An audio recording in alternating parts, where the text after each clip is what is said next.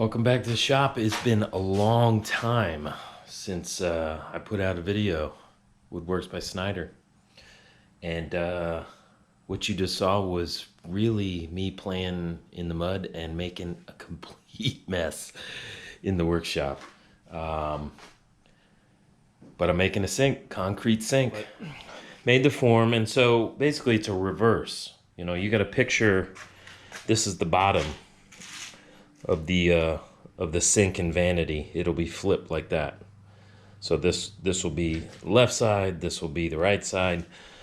This is where it's not the drain. This is where the faucet will be, underside of the faucet.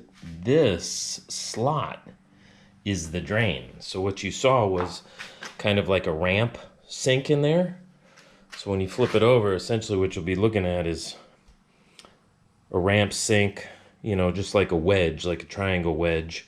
And then at the very bottom, there'll be this size slot across the bottom of the sink. And what you saw is me putting these little steel square rods in there. Essentially, that'll be like the drain itself. Just to give it a little different look, so it's not just wide open slot. There'll be a breakup of those little rods stuck in the concrete. Yeah, so mixing it up, you saw me, it was like a combo of things that went in there. There was 60 pound bags of concrete, of Quikrete, and then some cement in there. Basically, this recipe I had was from this company, Expressions Ltd. A lot of the stuff that I ordered was from them.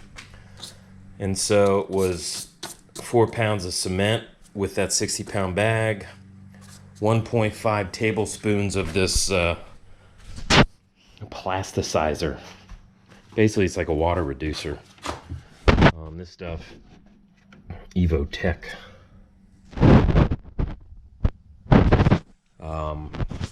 And then shards of fiberglass.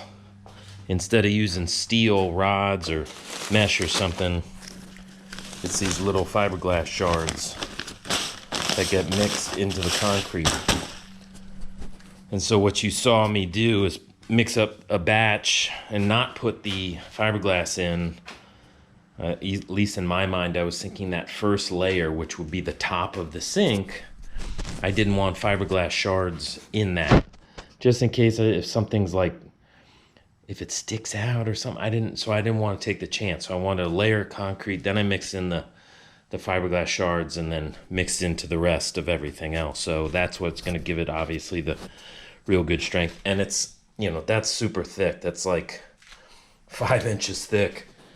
So this is going to be a beast of a sink, and I hope it turns out. I poured concrete slabs for my countertop, 2 countertops in the bar in the basement, but those are only 2 inches thick. And I had like a steel mesh in there and everything, and those turned out really good, and they've held up really nice, no cracks or anything. So I'm hoping that this one turns out great, hopefully.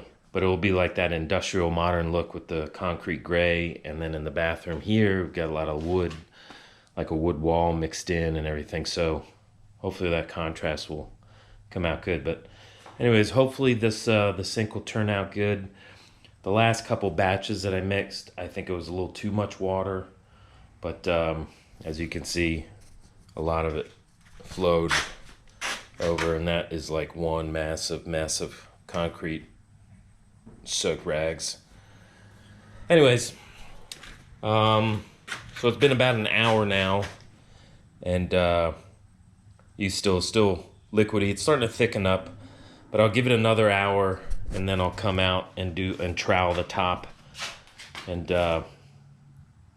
see what happens. I'll put the plastic over it. From what I've been reading, it's you put the plastic over it, and it's like a slower cure, and it'll be stronger that way. Anyway, so I'll put that over, come back out in an hour, and trowel it again, and keep doing that. I think it's got to sit in these forms for about 48 hours, 2 days. And then the next episode, we'll pop it out of the forms and start sanding and We've got some cool little diamond pads. Different grits, 60 grit all the way up to like 3,000 grit. So we'll sand it up.